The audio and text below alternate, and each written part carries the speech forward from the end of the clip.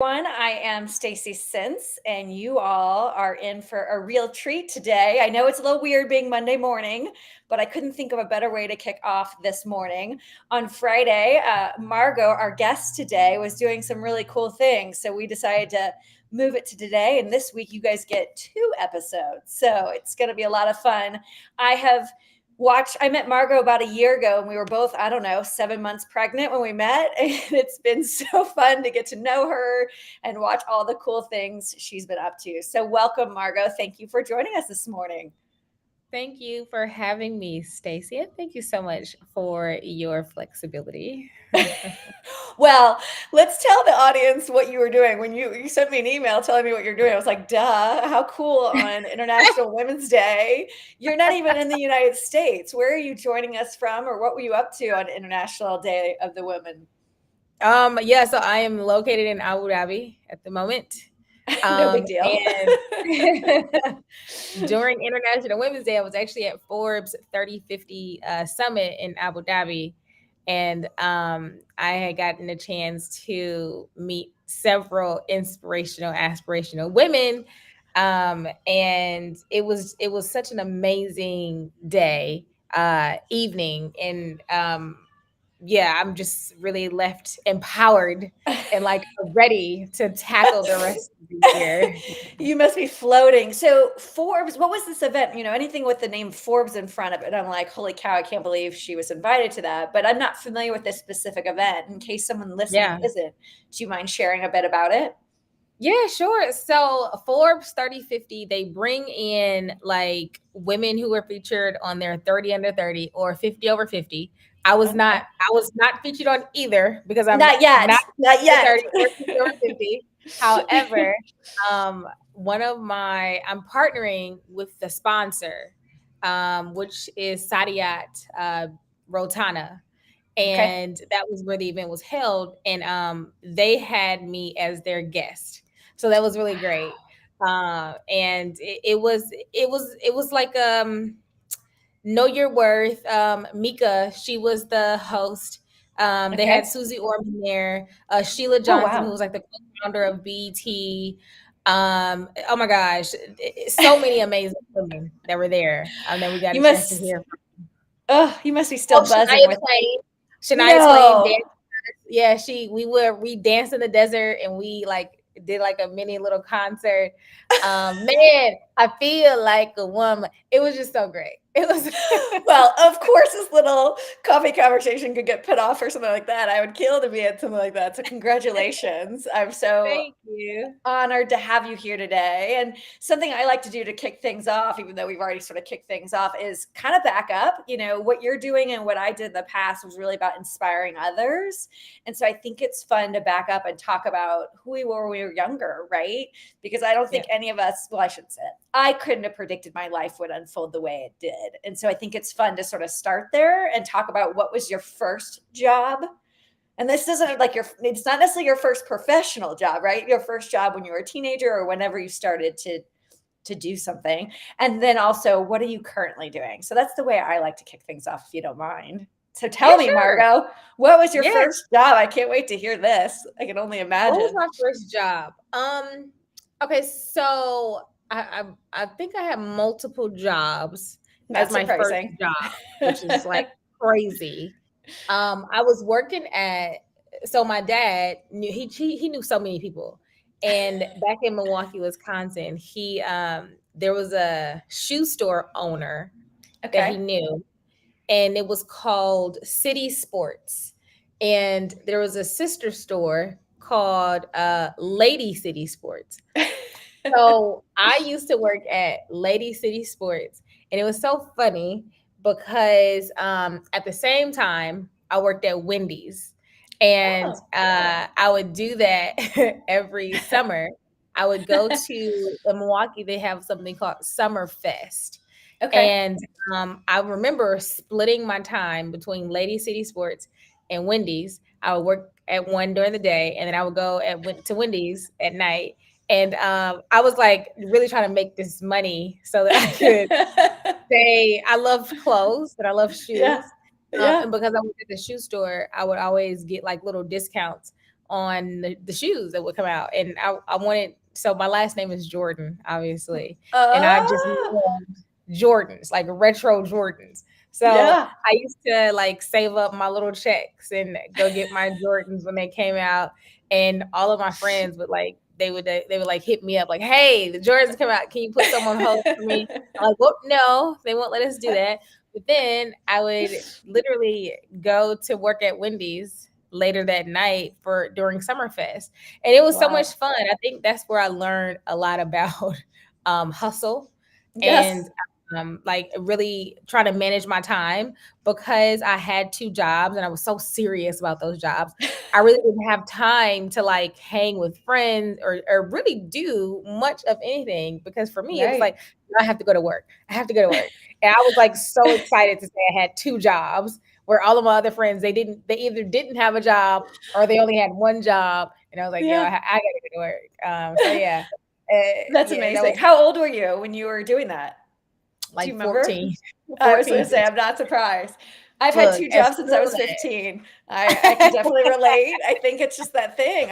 And it sounds like you really love them, just like I've always loved to work. So I kind yeah, of hear I that in you did. too. They Yeah, were so cool. And now that I think about it, I've always kept like two jobs at me too. once. I don't know why. Like my parents, they definitely gave us a great lifestyle. I would say it was like middle class, Sure. but I just wanted two jobs. I just wanted my own money. Yes. Well, you like So to be busy and you're independent. And very I think true. that everyone should always cut their teeth either in retail and in hospitality. So you did it in both at the same time. I love it. And currently, Yes. what are you up to currently? And you're also still really busy doing all the things. Oh my gosh. Yes. So currently, I always say my first job is a mother. I'm a mom of four. Youngest is 9 months, Yes. so it's crazy. Can't even believe that. Uh, but then I'm also running a company called Enrichly. And Enrichly is a self-esteem focused digital learning platform where our goal is to improve self-esteem in the youth so that we can help them reach their full potential. Yes. So we partner with like government entities, healthcare agencies, foster care agencies, school districts, school safety officers, youth focused organizations. But we bring our technology and our programs into those entities in order to do things like reduce youth violence, improve mental health, and then increase academic performance. So it's a lot of fun. That's actually why I'm here in Abu Dhabi. Yeah. And yeah, so that's what I do now. That's amazing. And anyone listening who knows me can understand why when Margo started talking about a year ago, when I had the chance to meet you, I was like, oh my God, what you're doing is so cool. You know, being a former teacher, I've just always cared a lot about what you're doing. And I just love watching you for the past year kill it with your company Thank and you. so many other things. And as I wrote in the promotion here, if anyone didn't read that, I thought it was comical that we were both 7 months pregnant at the same time. Here you are on stage with Techstars, pitching, winning, killing it. And my old butt was like on the couch, just relaxing, like, oh my God, how is she doing this? And I believe your son was born right around the time my son was born, right? Your son was Yeah, born yeah, June. yeah. Remind me again, June 1st? June 2nd. June 2nd, yes. And my son was Yeah. born June 4th. So I feel like Oh we're wow, yeah, a couple days apart. So connected. funny. Oh, well, speaking of like killing it on stage and Techstars and pitch competitions, I mean, you have been going a million miles an hour. What was the inspiration before we get there? Let's back up as to like the inspiration and like beginning part. I mean, I love that you're killing it, but anyone that's listening, thinking about starting a company, I also want them to understand how you got to this stage. Yeah. So what was it like getting this company off the ground? What was the idea? All that fun stuff. Oh my gosh. So I actually started this company. The first version of it was a brick and mortar that I built in 2017. And I always have to explain why I even like decided to go this route with the company. So when I grew up as a young girl in Milwaukee, Wisconsin, I definitely would say I suffered from low self-esteem at Me too. times. And this was really due to like a bunch of childhood traumas. My Yeah. parents were married and divorced Mhm. several different times from one another. Okay. It was really crazy. And then my mother, she was a veteran and she suffered from PTSD. So Yeah. she had an acute addiction to drugs and alcohol. So I ended Mhm. up as a kid in high school just making a bunch of poor decisions, Yeah. getting sucked into peer pressure, just doing things that were not leading me down the right path. However, Ooh. when I turned 18, I decided to join the military. And that was really a way to combat these poor decisions that I was making.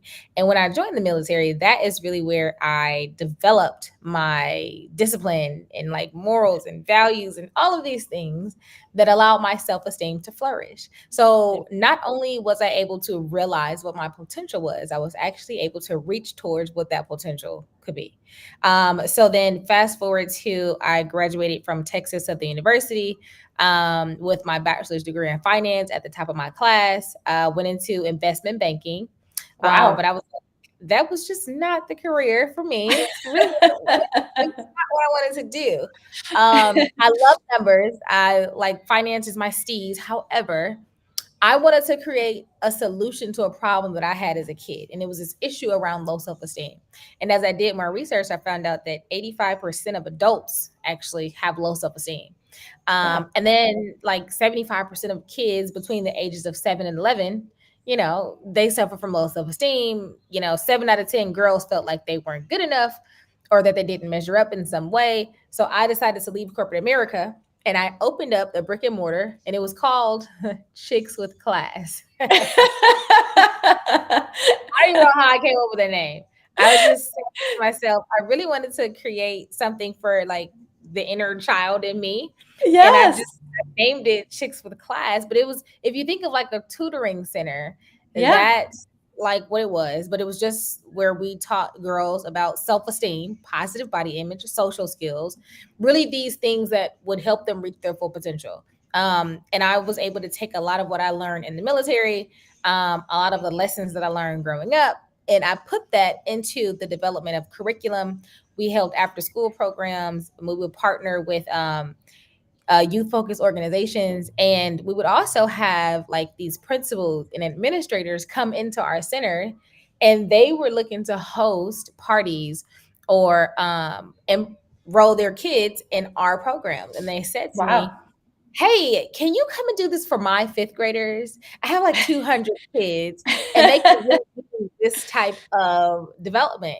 And I said, Right. "Sure, why not? Okay, yeah, like of course." And then I found out like I had a completely different business model. So I had the Yeah. brick and mortar, and then we were going into these schools where profit margins were like 90%. Like, well, what if I just did this? Like, what if I just went into schools? And then when COVID happened, it was just an Yeah. even bigger reason to completely take things digital. So I was able to learn everything from having that brick and mortar Yeah. to now put everything into this post-COVID sort of tool where everything is digital. However, I can still impact kids, and that's where Enrichly was born. And it's this tool that I built from learned experiences in the real world when I had the brick and mortar, working with school districts and principals, to now we have this digital learning platform. And I want to say over 200,000 kids to date have access to Enrichly's tool. We are working with the seventh largest district in the nation. We're partnering with the government of Abu Dhabi. We're backed by Google and IBM, all of these big tech companies. And it's just like, oh, wow, I had no idea that I would be here right now today. And Right. it's cool to see, the growth and the evolution of what I had back then to what we have right now today. And I literally still use my little chick in the logo in my new company logo. Oh, I that's just kind right. You do. of, yeah. Yeah. So yeah, now this is where we are today. I did not realize that little cute chick in your current logo was from that. That's adorable. Well, and obviously what you're doing matters and people get excited about it because it really does change lives. And you're Yeah. obviously passionate about it and it's contagious. I think that's amazing. And so I'm not surprised you're killing it. But I also think that any business, no matter who you are, has ups and downs. And I think it's helpful to sort of hear some of those challenges too, because otherwise someone's going to look at you and be like, oh my God, she's perfect. She's amazing. I could never do this. There's No. no way. She's so fabulous. How am I ever going to pull this off? So I'm curious, not that you have to show all the warts by any means, but I'm just curious if you can share anything or any challenges that you face to make you a little bit more human. Oh yes, like first of all, it was not at all easy. When COVID happened and I had to close down my brick and mortar, that was a huge obstacle for me. Yeah. As it was, I'm sure for a lot of business owners who had to shut down and figure out how am I going to survive. So I had Right. to sit out for a minute and come up with what is my plan. And I think the biggest reason why I'm still here is because I just didn't give up. I just Yeah. like figured it out, like, okay, what can I do next? And then access to funding, access to capital was also another obstacle that I had to overcome. There was one point where I had maybe a little over $500,000 of investment that I was like sure that I was getting. And all of a sudden, in like maybe a day or two, all of it was gone. And I Yep. only had my customer's purchase order, which wasn't going to be funded until, I don't know, maybe months later, but I had payroll to meet. And I'm like, okay, how are we going to survive? Like, what am I going to do? And I was at that time, I swear I was going to give up. I was like, you know what? I can't do this because these employees are not going to work for free. I don't know where I'm going to get this money, but Yeah. it really took for me to put my head down and think about how I was going to get through these obstacles. The having the lack of access to capital as Yeah. a Black woman building this technology company is a real thing. Less than Yeah. 1% of funding goes to Black women, and especially in this space where a lot of our in my space, it's dominated by Caucasian males. So Mhm. if I'm going to venture capitalist and I'm saying, hey, I have this amazing idea, I have revenue, right? I have product market fit, but then they're still not giving me any money. It takes a toll on like, Yeah. well, is there something wrong with me as a person? Like, why are they saying no? But then you look at Yeah. a competitor of yours and they reach a liquidity. They've literally been acquired and they have the same type of idea. But the Right. only reason why they reached liquidity faster is because they were founded by two white males, and Totally. those types of things are frustrating to me. And honestly, for me, it just kind of keeps me not grounded is like the word that comes to mind, but it keeps me on my toes because I always Mhm. have to make sure I'm doing whatever I need to do to secure my position in the market.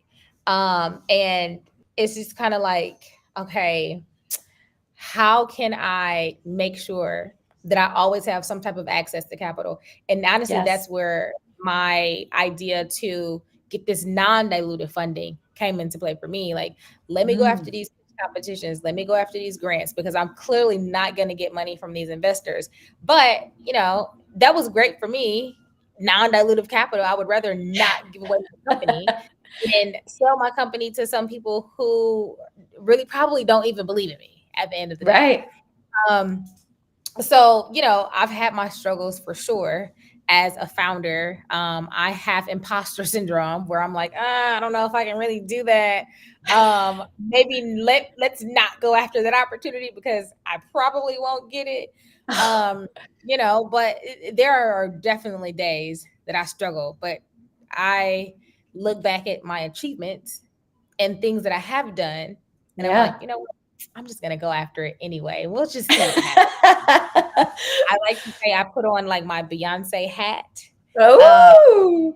I get strength from other women who are doing just like amazing trailblazing things.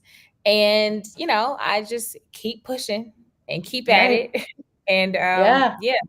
So I hope for whoever is listening to this understands that it may look like it's easy, but it's not. It just takes a lot of grit, determination, and just not giving up and figuring things out along the way. Absolutely. Well, and I am sure anyone who's listening, to your point, raising capital is one of the hardest things to do as a founder, as a woman of color, and the fact that you not only have done it, done it big time, but I love this idea of non-dilutive capital. And so if that's a new concept for someone listening, talk to us about what you did, how you did it, because I do think there's a lot of resources out there for women for that, but they just don't know Yeah. about it per se. And it sounds like you've sort of cracked the code. And by the way, I've heard from many people you are brilliant at pitching, which so I'm not surprised that you've been winning. um, so I mean, non-dilutive capital. So I'll kind of explain the story first. When COVID first happened, I was in the middle of getting my MBA, and I had to take an elective. There was a class that I needed to take, and I was like, "Well, I really want to take this grant writing class because I want to learn how to write grants. Like I can go out and Yeah. get this funding." And when I took that class, it leveled me up a lot because I discovered this whole world of grants and how to search for the correct grants and how to go after the right opportunities, how to put together a proposal. And it was funny because I found out that, you know, doing when I was searching for grants in the past, the language that they sometimes have in the narratives, they make it so confusing. Yes. And it's so tough to sift through. However, after taking this class, I discovered that it's really 9 times out of 10, you qualify for that grant. The language that they put in there is they just make it very difficult for you to Oh, wow. understand, okay, I really do qualify for this. Or I can really go after this. And I remember I had written a 100-page proposal for a teen pregnancy prevention program with the Health and Human Services division. And I wrote this proposal. Took me probably about a month to put this proposal together. And you need 100 points to get funding. I wrote the proposal to get like 1.2 million in funding. And I was like, okay, I don't know how I'm going to do, but I'm going to submit this proposal and then, we'll see. And I kid you not, I didn't get the grant. However, I received like a 97 points on the proposal. And I was so upset because I was like, Oh, what? right. How did I not get this? Like, what? But Oh, it was 3 points away. 3 points away. And I was so frustrated. But it allowed me to take that language, take that proposal, put it in other like proposals. And, I will say I walked away with other grants, not million, which would have been great. However, going after funding like that, grants like those was really something that I was able to access after I took that grant writing class. Got it. And then, pitch competitions. I have always done pitch competitions. I remember in 2015, I did my first pitch competition. It was because I saw an ad on Facebook and they were like, win $10,000 if you send us a 1-minute video on your company or something. And I was like, oh, that sounds interesting. So I put together this 1-minute video. I didn't know what I was doing, but I just put it together. They were like, oh, you were selected as a finalist. And then I went to go pitch. And I just remember being super energetic when I went on stage, kind of turning into like a little actress. And I won the $10,000. And it was like, oh, wow. Okay. So then I was like, I'm going to do more of these. It took me a Yes. while actually, though, to go out and actually do more pitch competitions because I wasn't, even back then when I did my first one, it wasn't like, oh, I can get more non-dilutive capital if I just do more pitch competitions. For me, it was, okay, I won this $10,000. I'm going to put it into this company that I want to start. And then, I'm going to just generate some sales. Not really understanding, well, girl, go do some more pitch competitions. So yeah, those types of non-dilutive funding deals really allowed me to keep fueling the business. And, so I didn't have to go after VC capital. Yeah. How do what I hear from people and what I experience too is fundraising is a full-time job in and of itself. Right. So how did you balance? What's going through my mind is, you're raising capital, you're trying to get this business off the ground. And not to mention at that time, I think you had 2 or 3 children too. So like, how did you keep building your business all the while, being a full-time fundraiser in some ways? Oh my gosh. So It's so interesting because when they used to say, fundraising is a full-time job, I'm not going to say I didn't believe them. However, I always felt like I can do both. But with me, I took kind of like a non-traditional approach to fundraising.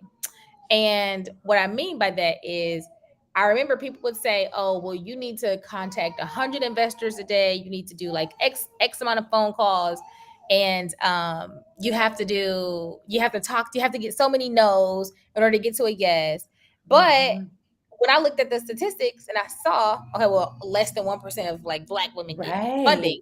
I don't Right. have time to go out there and just be dialing for dollars. Like, no, Right. I'm not going to do that because I have customers that are actually paying me money. Yeah. So what I did was, when I saw that investors were not really trying to give me the time of day, or they would give me the runaround, I decided to stop focusing on investors, and I Good for just you. started on my customer. And because I did that, investors would now come to me and say, "Hey, can I write you a check?"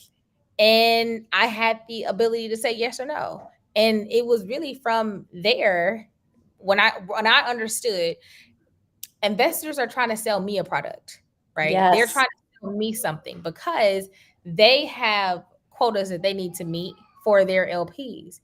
I don't have to take your money. I don't need your money at the end of the Mhm. day. And when I started to shift my mindset and shift my way of thinking, that is when I started to see investors come to me, and me having the upper hand to say, "I'm not giving away my company. Like, Yeah. that's just not what I want to do." But the ability to focus on your customer should always be top of mind. And if I told you how many times I actually pivoted with my company based on what an investor wanted, and I ended up losing in the end, and they didn't even invest, like, it was so many. And like thinking back on it, and seeing how some founders are like, "Oh yeah, I want to go after investors. I want to," and I'm just like, "Why? Like, Yeah. don't."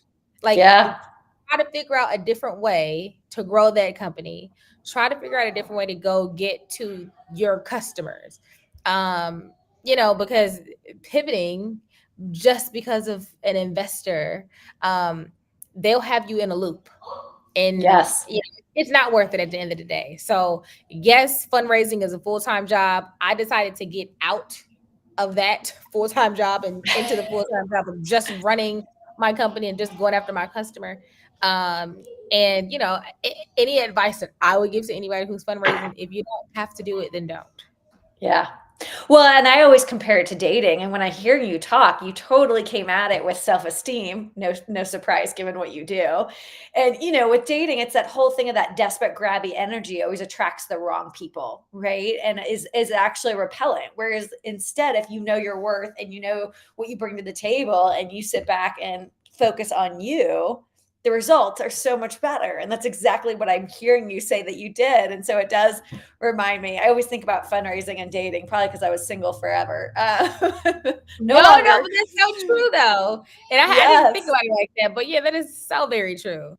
Yeah, you're like, I know my worth. I know I'm fabulous. I'm a high value girl with standards, as Matthew Hussey would say, and so that is just a magnet, and you are such a magnet in what you do. And I hate being cliche and being a woman and talking to someone of fabulousness like you, and talking about balancing, because we don't talk about that with men, and that's obnoxious that I'm gonna talk about it, but I can't resist because I'm right now in the thick of motherhood and with a 9-month old 2 days after yours. And I'm thinking about my own journey. I mean, I'll be honest, I started a new job at 3 months postpartum, and I was a mess. It was really, really hard for me to have a job and have one child. Granted, this is my first endeavor. I'm 45, all the things, right? But yeah, it was really, really hard. I was an emotional wreck. I wasn't showing up as my best self. I'm very thankful. Colorado actually has this amazing program called Family, FAMLI. It's a new law that came into existence this year, and it allows you to take 12 weeks to bond with your son. And I'm actually doing that now because it was so hard. I wasn't great at balancing both motherhood and work. And so I'm just so thankful I live in a state that gives me that opportunity, even though he's 9 months, to take 12 weeks and really be present and get my head right, and show up in a way that I can be proud of. And so I'm curious, like, are you just superwoman? Did you not struggle with that? Is it like a fourth kid? I got this. It's easy. I figured it out. Is that the secret here? Because I'm just not hearing that you challenge, and maybe you don't. I don't want to put something on you just because I find it difficult. Oh, that's so funny. Well, first of all, you look great. Okay. Oh, thank you. Thank you. And you're doing an amazing job. I don't know. Like, people always ask me this question, and I don't know if it's because I was in the military. Yeah. I've always done a lot. I've always Sure. like juggled many things. But I had my first kid. I was 23. Okay. Because he's almost 13. Oh, wow. And then I had my second kid. They're 2 years apart. And then I decided to start my company literally right after that. And that was like, I have 2 little ones, and I'm building this $250,000 building. And I don't know, it's always been, I'm not going to say it's been a breeze. I'm not going to say that. However, it's always been like, not as hard. I don't know. That's fair. I don't know how else to explain. I'm not superwoman at all. No, not it. However, I've noticed that for me, I work very well under pressure. Yeah. And if I'm not doing 1,000,001 things, I'm gonna feel like I'm not doing enough. Yeah. And it's so funny because my friend, he tells me that I do things, like he's a gamer, and he Okay. says, the way that you can play games is like you can put it on easy, right? Yeah. Medium or hard, or Yeah. like super hard. He said you're always on super hard mode. Like, why do you do things like that? I'm like, I don't know. I don't know. But now, having the fourth, it is kind of like, oh, shuffle you right in there. Yeah. I know what to do. However, I do have help now, so Oh, that's that's really good.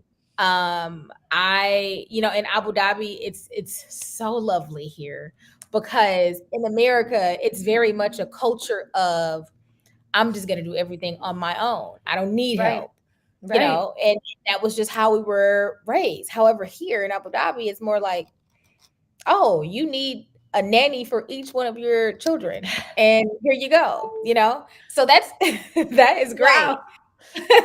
That's amazing. Yeah, I think childcare definitely makes a world of difference. I mean, that's one of the hardest things Childcare. to juggle. Yes. Yes. I mean, but don't get me wrong. I'm still very much so present for all of Of my kids. course. Like, I go so hard as a mom, because I've never wanted to be the type of parent where like I'm always working and my kids see me on like autopilot, and I'm not paying attention to like, hey mom, look at this drawing. Like, I'm so super vested. Like, literally, I was in San Antonio a couple weeks ago because my son, he's 10, his name is Tavion. He does competition tumbling and trampoline. And I flew back in just so that I could make sure that I was there for that competition. So I was back in the US for about 3 weeks. I threw my daughter a bomb birthday party because she turned 5. And I did all of these things to make sure I was present for my kids. Yeah. But he walked away with like 3 gold medals that weekend, and I was able to like celebrate that with him. But I think it's like, you put your energy where you want to put it. And I Yeah. always say we have the same 24 hours in a day as Yes. Beyonce. And Yes. I always use Beyonce as an example because she's so great. She is. Um, I'm loving her new song. Yes, yeah, I love it. But she does a lot. Yeah. And I'm just kind of like, I want to be my ancestors' wildest dreams. And if they did it under the circumstances that they were under, why Yeah. can't I? Yes. So yeah, that's kind of, but no, I'm not superwoman. I do get tired. Like I'm legit when I'm on a call or I'm like trying to answer emails, I will fall asleep with the phone on my face. Like the phone has hit me in my face That a makes me feel bajillion better. times. And I feel so bad because I don't know about you, but like I breastfeed my baby and he's like Yeah. always under me. One night, I feel so bad about this. The phone like literally fell Oh off his head, but he stayed asleep though. And that when those things happen, I'm like, okay, putting the phone down, I'm gonna go to sleep. Like I have to force myself to go to sleep because Well, that makes otherwise, me feel better that you're a little human. And I did breastfeed for a little while, but not still. But good for you, and I'm glad to hear that you are human and not completely a robot. And what I'm hearing you say is that whatever you do, you go all in, and I think that that's huge. And I think that that is a difference when it is your company and it is your passion and it is what you're meant to do. And so good for yeah. you, and Thank you you. inspire me in so many ways, and I'm sure you inspire anyone who meets you. What advice do you have for a woman who's thinking about doing something or in the thick of things or whatever it is, who's listening and thinking, God, she's awesome, I want to be a tenth of who she is? What advice do you have for them? So I would always say to find out your why. I know Yeah. Simon Sinek had did like an Yep. entire TED talk on this. Um, but it really helps. Like really sit down with yourself and figure out what your why is. Yeah.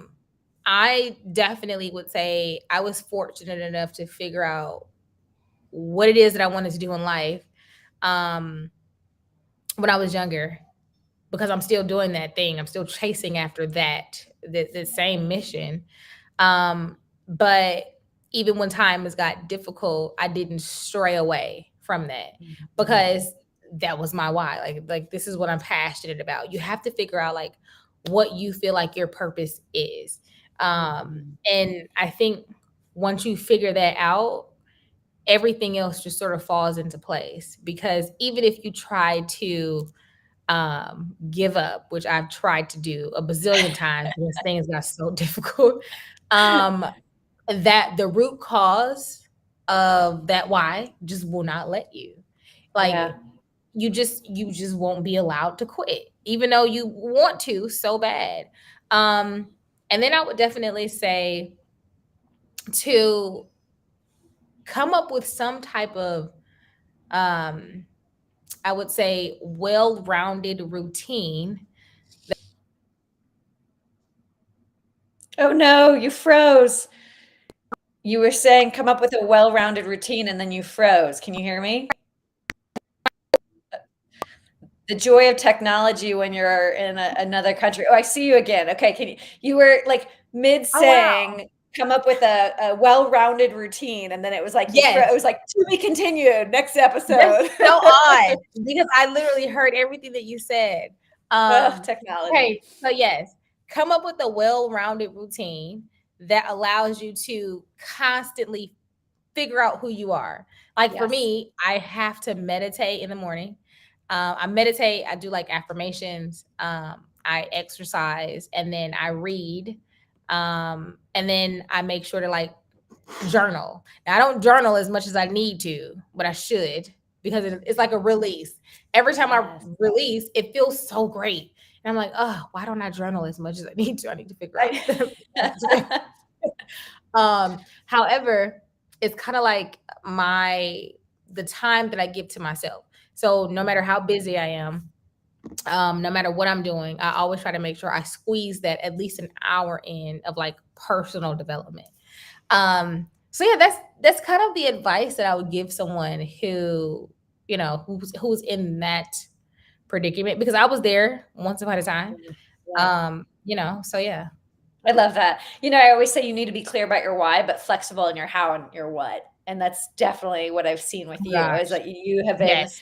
very clear on who you were and what you're trying to accomplish, but your how and your what has evolved many times, as has mine. So it's interesting to sort of navigate that. And yeah, that routine is so important, something that I'm going to take down notes and remember and start trying to create that routine. So that's amazing.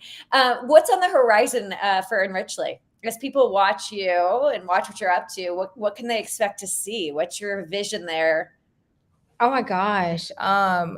So many things. So I'm here in Abu Dhabi, doing pilot programs with schools and with partners here in the region. Um, Honestly, I want to have Enrichly like all over the world, all over like in little pockets of the world. I don't want to take over the world, right? But I do want to take over my world with this little niche of like Yes. having this self-esteem being a regular practice. When you look at Maslow's hierarchy of needs, self-esteem is like number 4 on that chart, right behind Yeah. the physiological, safety, love and belonging. Self-esteem is right there. Yeah. So my thinking is, why is this not being taught in schools? It's not so much of social emotional learning, right? Because social emotional learning, you can give a child those tools, but if their self-image is distorted and their self-esteem is low, they're Right. never going to access those objectives like sufficiently. So I'm just sort of like this huge fan of personal development, and Mhm. self-esteem is like key to that, because it's Yeah. how you feel about yourself dictates how far you'll go in life. It dictates how successful you'll be. It dictates the opportunities that you're going to go after because you feel like you're worth those opportunities. You can have the smartest kid in the room, but they're never going to raise their hand because they feel like they're not confident in who they are. And then I'll say, there's a huge difference between self-esteem and confidence. However, I really want every household to get used to spending 10 minutes a day just working on their self-esteem. The world would just be such a better place if we all feel great about who we were as individuals. It's like I Yes. always say, it starts with the individual, and then the family, and then community, and then city, states, countries, and then the world, right? Yes. Um, so yeah, I am vested on this mission to make this self-esteem development like accessible and equitable for every human. And Yes. I really want Enrichly to be like sort of like the Coca-Cola to self-esteem. Well, I see it happening in your future. Absolutely.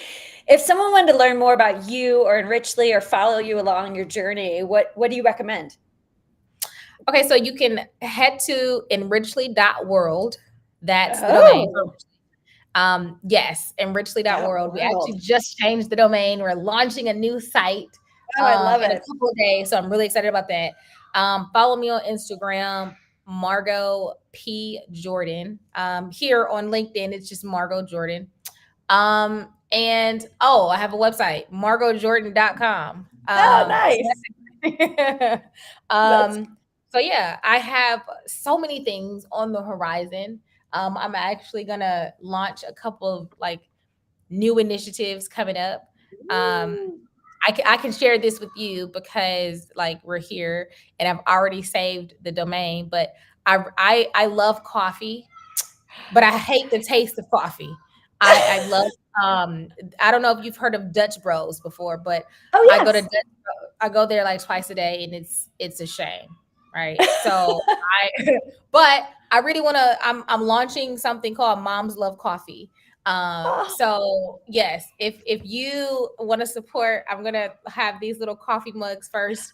And then I'm going to, go from there. But I Moms Love love that. Coffee. Well, I will be sporting one of those mugs on this show, so we'll have to get you back on. Now, every good show needs to have a signature question. Obviously, I was inspired. I almost said stole, but I was inspired. I was inspired by Sarah Blakely, the founder of Spanx. I love her story, and she's so amazing. And I love that she has those pictures of her with her coffee mugs with these fun sayings on it. So, if you were to write a message on a coffee cup that every aspiring leader would read every morning, what would that say? It would say fail faster. Um, Fail faster. Don't be afraid to take a risk and always be vulnerable. Um, Yes. I think that's what I would say, for sure. Wow. Well, you were the jolt of coffee and energy I needed this morning. So I'm just so thankful you did this. I'm really actually weirdly glad that we moved it to Monday morning because I'm like now on fire, ready to take on the world. But being on family leave, I'll be taking on the world, being the best mom I can be, parenting my son Yes. and being present. But your energy is contagious. And I'm just so honored you were willing to be on my show. And it's just always so fun to see you. So thank you for everything. Thank you, Stacey, and thank you again for your flexibility. I love your show. And I literally, it's coffee conversations, and I just told you moms love coffee, so it just goes hand in hand. It But thank you so does. much for doing this, and keep up this work. It's so great what you're doing. Thank you. And thank you so much for having me. Absolutely.